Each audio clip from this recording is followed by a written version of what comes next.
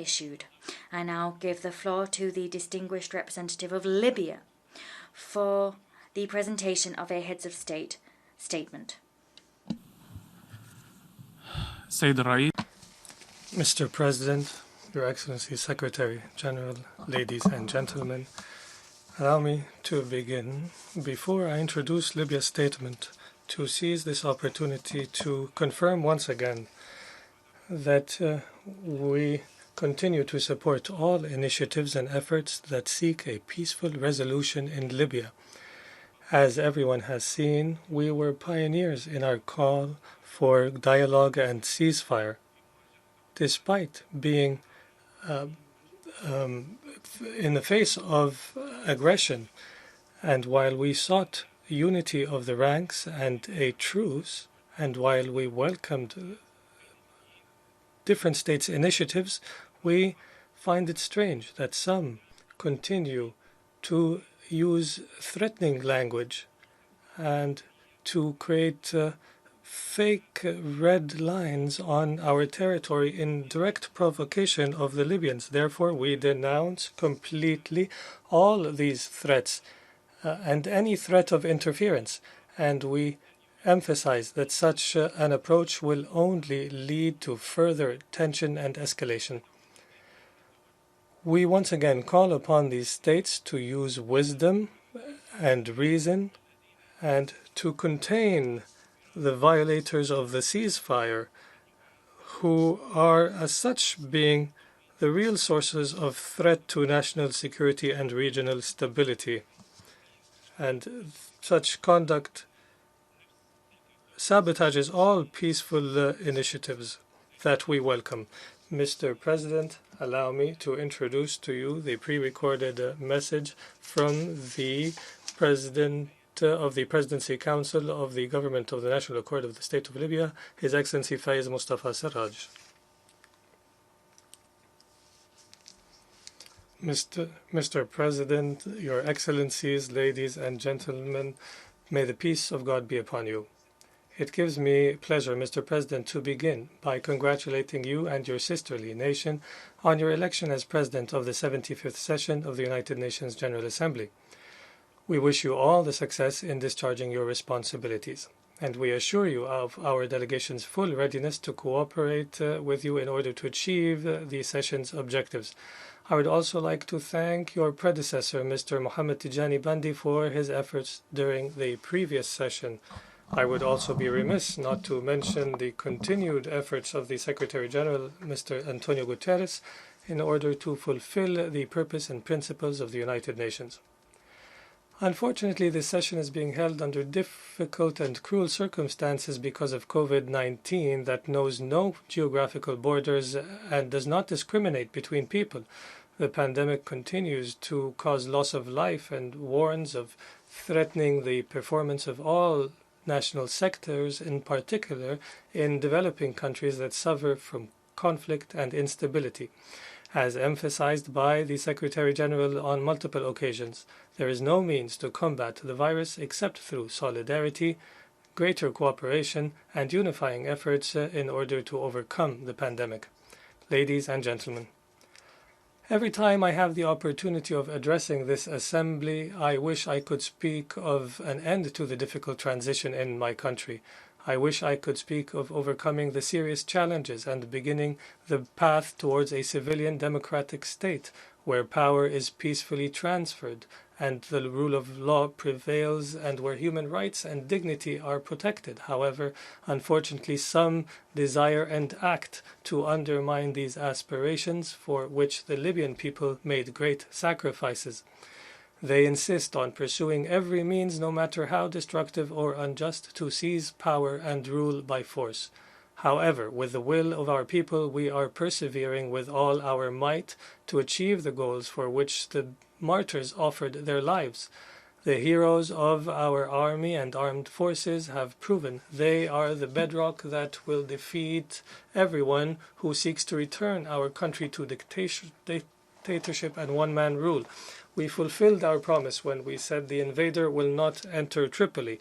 On April 4th of last year, the city remained resilient in the face of a tyrannical attack led by the aggressor and the militias that support him. The resulting human and material loss are too much to enumerate here. With the sacrifice of our heroes during the Volcano of Rage operation, we were able to deter and defeat the aggression. Unfortunately, it was supported by missionaries and materiel by countries known to everyone and mentioned in UN reports. This is unacceptable. It violates Libyan sovereignty and independence and the Security Council resolutions and international law and custom, which prohibit the interference in internal affairs of states. There is no doubt that such conduct cannot be compared to legitimate agreements concluded by the legitimate government with some states. As new developments take place culminating in defeat of the aggressor and victory for the Libyan people who are determined to proceed forward to overcome every obstacle, we call on these states to revisit their positions and to no longer bet on the aggressor and to discuss with the Government of National Accord the means to address their concerns. We must work to establish relationships based on mutual respect and common interests and the non-interference in internal affairs. We reiterated at every occasion our commitment to peaceful means through constructive dialogue as the only means out of the crisis. We engaged positively with the UN-led peace process and offered every assistance to the UN efforts in this regard.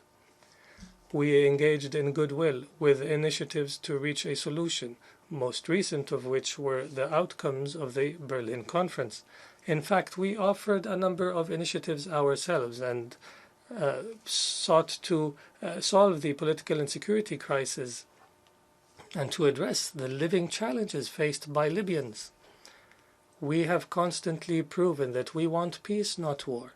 While we possess the force and faith to resist and defeat the aggressor, we want to prevent the bloodshed and the loss of life.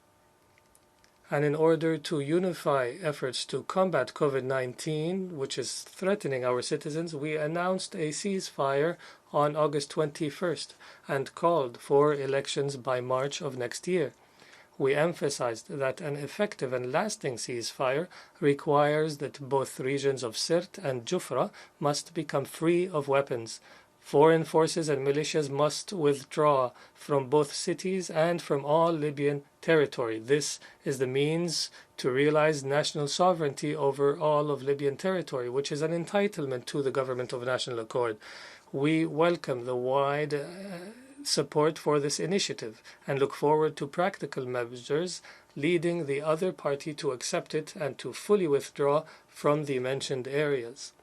The militias should return to their countries and the seaports and oil fields must reopen, which were proven to have been closed by external influence, causing losses estimated at $9 billion in addition to serious damages to infrastructure. We have welcomed the statement by political leaders in eastern Libya that called for a ceasefire and a resumption of oil production. However, we have not yet seen cooperation from armed groups and the aggressor's militias. In fact, we have only seen hostile remarks from their spokesperson and violations by their forces and their militias.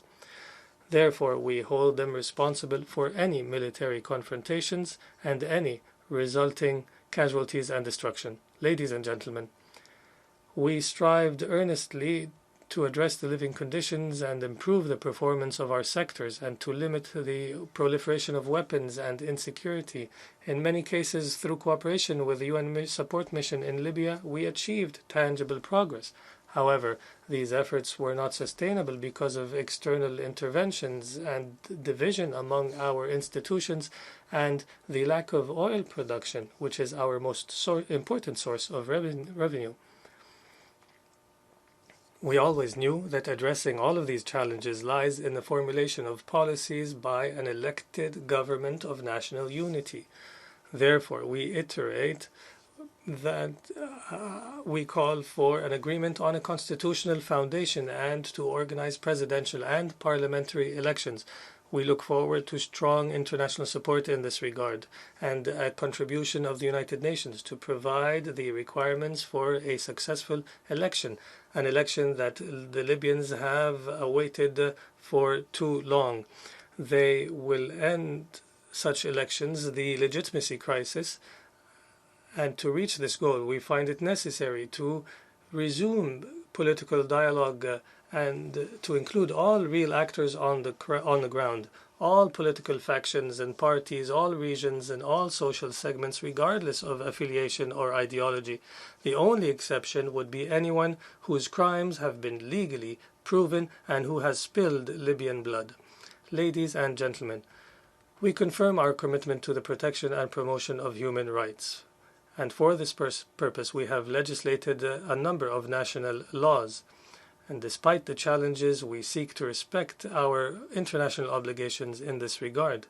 We are currently reviewing the accession to more treaties and conventions that promote human rights. We also attach importance to promoting women's rights and gender equality and continue to provide free education and health care to all citizens. The aggression against Tripoli represented a grave violation of human rights through its random shelling, killing, destruction, displacement, use of landmines, and executions uncovered through mass graves found in the city of Tarhuna after the aggressor was defeated. These various violations and serious violations earned a response from the Human Rights Council to our request, and the Council formed a commission of inquiry. And while we welcome this measure, we also pledge our readiness to cooperate and facilitate the work of the Commission. We also call on the Commission to investigate the violations suffered by citizens in the city of Sirte at the hands of Haftar's militias, the last of which was detaining and executing a man before the eyes of his family members. The Government of National Accord is committed to citizens' right to peacefully express themselves as guaranteed by the law and to protect the protesters and allow them the space to express their legitimate demands for better living conditions, better services, and an end to corruption. We will not allow the forceful oppression of this right. Ladies and gentlemen, we reiterate again our condemnation of terrorism in all its forms, and we emphasize that this phenomenon must not be attributed to any religion or creed. My country made great sacrifices to eliminate terrorist organizations that included a number of foreign fighters. They included Daesh, which came from outside of Libya and not only threatened our security and stability, but also our natural resources, and sought to use our resources to launch evil plans from our territory. Libya has ratified all international conventions on terrorism, and we consider the UN Global Strategy on Counterterrorism in its 4 pillars as one of the most important legal frameworks to facilitate counterterrorism through national legislation. The promotion of regional and international cooperation remains the best means to track terrorist networks and eliminate them. It is important to mention in this regard the need to support regional and sub-regional programs. Such programs include Libya's cooperation with some of its neighbors in joint border control in order to arrest and prosecute terrorists. Ladies and gentlemen, my country continues to attach importance to the phenomenon of irregular migration and to address the continued flow of migrants who expose themselves to great dangers and the evil of trafficking networks. The migration represents a human tragedy that the international community is unable to resolve until today, and as a transit country, Libya faces serious economic, social, and security repercussions of this phenomenon, which has exacerbated our instability and reflected negatively on our society. It is difficult to address such a phenomenon without external assistance commensurate with its challenges. We look forward to greater consultation with international organizations with whom we cooperate in order to reach objective information on migrants in Libya and the hardships they face. We do not believe that unilateral reports containing inaccurate and exaggerated information are helpful in reaching solutions. These reports are disappointing because they focus on allegations of violations by the relevant authorities in the country without mention of these same authorities' efforts to serve the interests of migrants. The reports neglect the fact that 500,000 irregular migrants live peacefully among Libyans and work in different sectors and send funds back to their families in their countries of origin. There is currently international consensus that the challenges of migration are greater than the capacities of any single nation. Libya is a victim of migration and not its reason. Accordingly, we reaffirm that the ideal solution is to address the root causes of migration. The international community must assist the countries of origin and encourage them to implement real development programs and improve their sector's performance. Everything possible must be done to address poverty, unemployment, and all hardships that drive people to embark on life-threatening journeys. Ladies and gentlemen, my country attaches great importance to disarmament and the maintenance of international peace and security through its active participation in discussions on this topic and through co-sponsoring a number of UN resolutions, and we continue to respect all relevant treaties and conventions.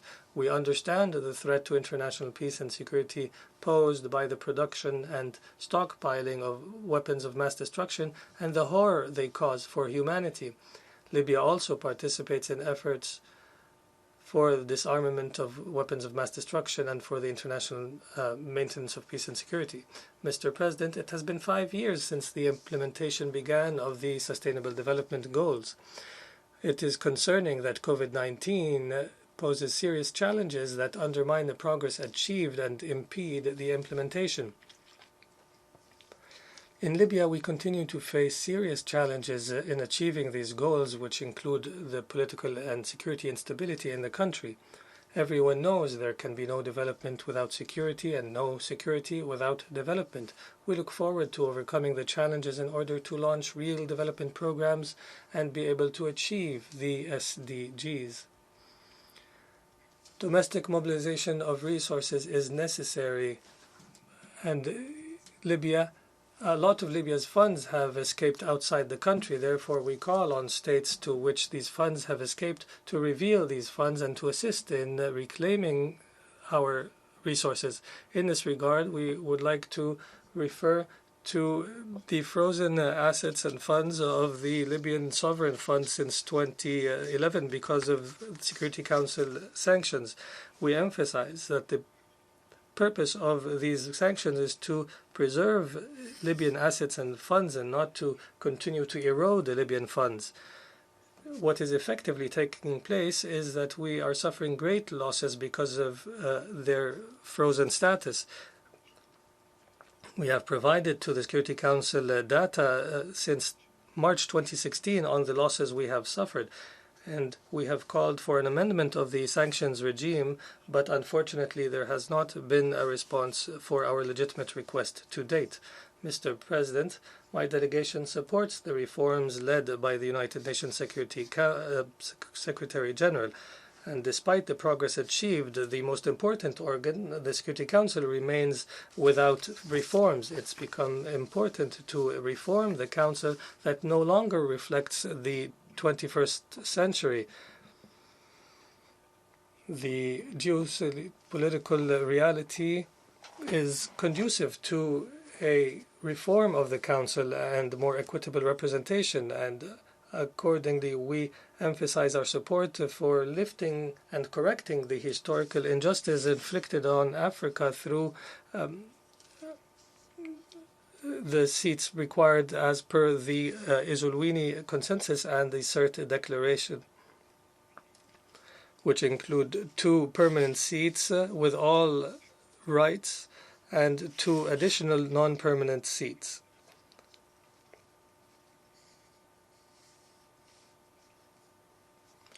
In addition, this request represents a minimum for the correction of the injustice inflicted on the continent. In this regard, we must also express our support for the demand made by the Arab group for a permanent seat in the Council. Ladies and gentlemen, peace in the Middle East will never be achieved so long as occupying power continues to occupy Palestinian territory and establish settlements and threaten with more unjust blockade measures. And through the continued disregard for all international resolutions on the Palestinian question, we join the Palestinian people in their rejection of the practices of the occupying power, and we join them in demanding establishment of their independent state with Jerusalem as its capital. And we also express our rejection for all attempts to abuse the Palestinian question to achieve different interests without the participation of Palestinians themselves. We continue to support the quest for a Palestinian state. In conclusion, I would like to emphasize that a civilian democratic state is the aspiration for which the Libyans have rebelled, and it is what we seek in Libya. We aspire to live in a state where there is a peaceful transfer of power and where human rights are respected and where the rule of law prevails. A state that lives in peace and development and cooperates with its neighbors and that renounces extremism and terrorism. And Libya does possess the capacities necessary to achieve this aspiration. Libyans are capable, with the cooperation and assistance of friends, to achieve a prosperous future. We hope that we will quickly end the current painful phase and transform into a state of democracy and pluralism that respects cultural diversity, a state of rule of law. Thank you, Mr. President. On behalf of the General Assembly, I wish to thank the President of the Presidency Council of the Government of National Accord of the State of Libya for that statement. I now give the floor to the distinguished representative of the Republic of Cyprus so that he can present a statement from the head